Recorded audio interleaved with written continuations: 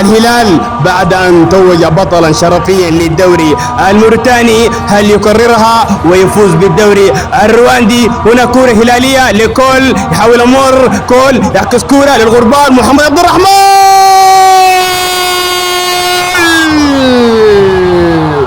يا سلام، الغربال أول أهداف الهلال في الدوري الرواندي. كنت أتحدث عن الهلال بعد تتوج بالدوري الموريتاني، ولكن شوف المحترف الجديد كول عكس كورة أمامية اليمين للغربال وفي المرمى جول.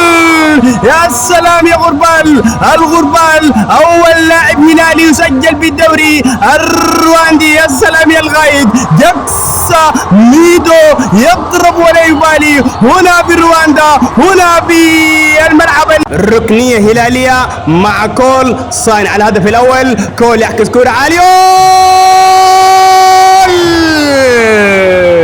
يا سلام، الحاج مادوكي والهدف الثاني هلالي هنا بالدوري الرواندي. يا سلام يا الحاج، استغل عكسية المتألق والصاين على الأفراح الهلالية.